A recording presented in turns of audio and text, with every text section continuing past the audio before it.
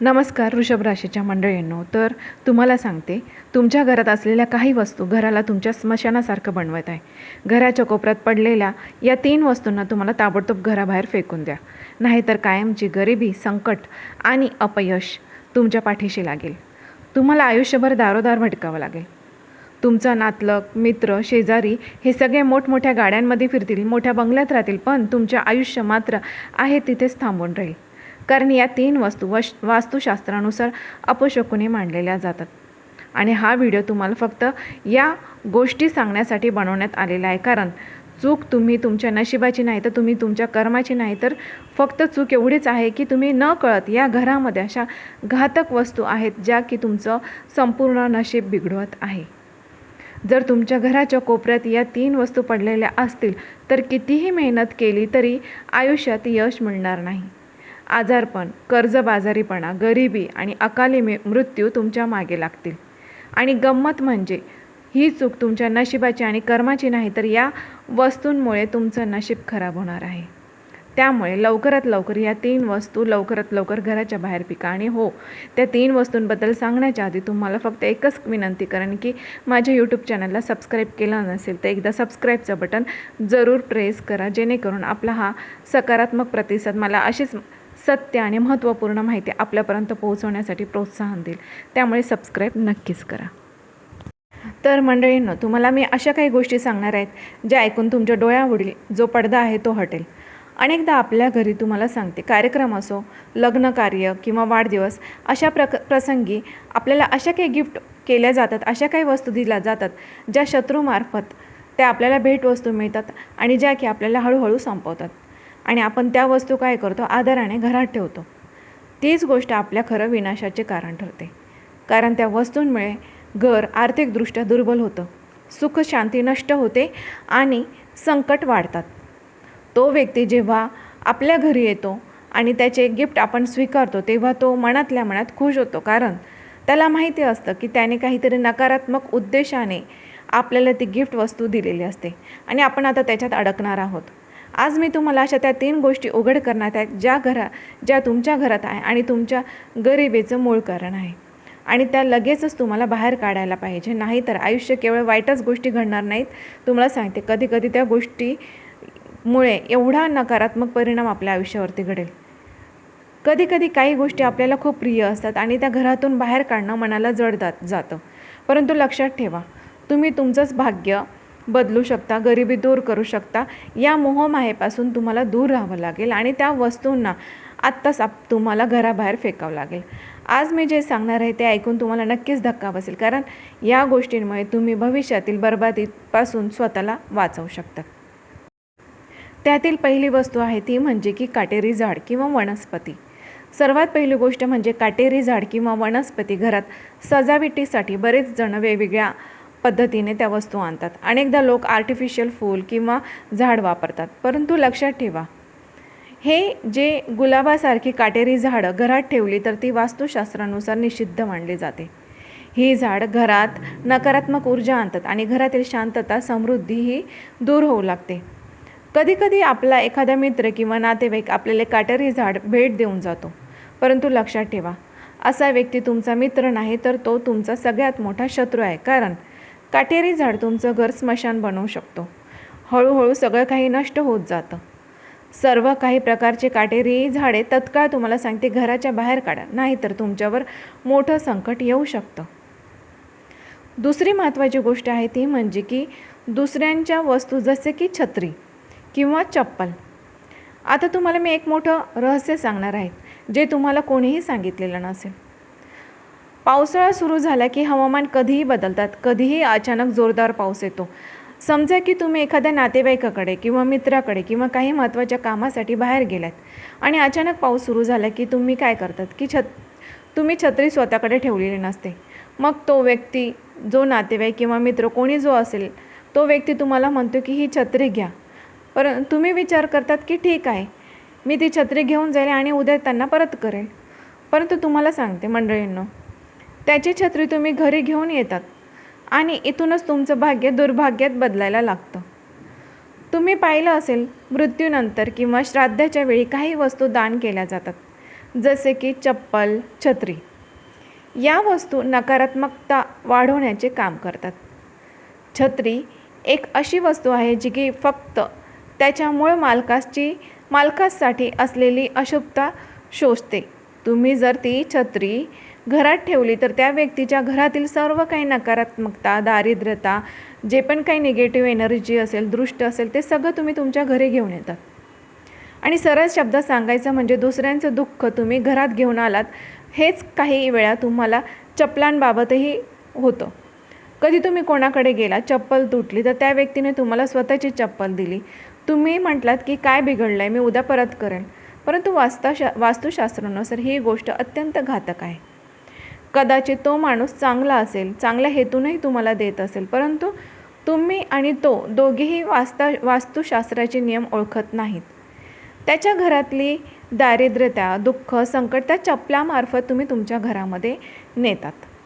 आणि त्याचा परिणाम काय होतो की तो माणूस पुढे जातो आणि तुम्ही मात्र मागे राहतात.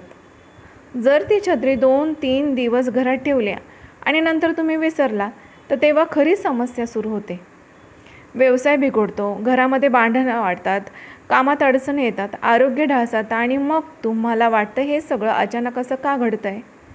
परंतु तुम्हाला सांगते, आणि तुम्ही काय करतात, ज्योतिषाकडे जातात, तांत्रिकाकडे जातात, त्यांनी हजारो रुपये तुम्ही तिथे खर्च करून येतात, परंतु उपाय मात्र सापडत नाही. आज मी तुम्हाला एक फार मोठं सत्य उघड केलेलं आहे. जर तुमच्या लक्षात हे गोष्टी आल्या असतील तर तुम्हाला सांगते, कधीच माघारी वळून तुम्हाला पाहावे लागणार नाही.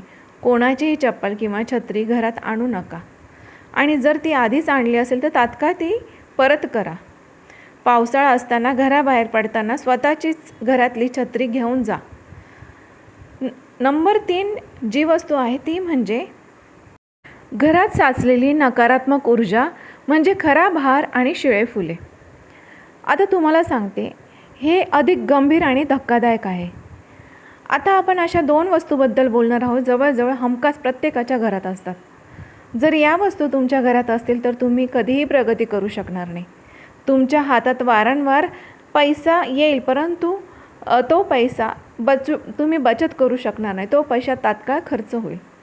तुमच्यासोबत तुम्हाला सांगते असं वारंवार होतं आहे का? तुम्ही भरपूर कमवत आहेत परंतु त्याची बचत होत नाही आहे. पैसा हातात थांबतच नाही. त्यामागे काय कारण असू शकतं तर तुम्हाला सांगते, या 2 गोष्टी घरातून बाहेर काढणं तुमच्यासाठी फार गरजेचं आहे. नाहीतर नंतर पश्चात्तापाशिवाय तुमच्या हातात काहीच शिल्लक राहणार नाही. तुमच्याकडे पैसा असा थांबणार नाही. सतत हॉस्पिटलचा खर्च, औषधे, अडचणी, त्यामुळे खिसा रिकामा होऊ शकतो.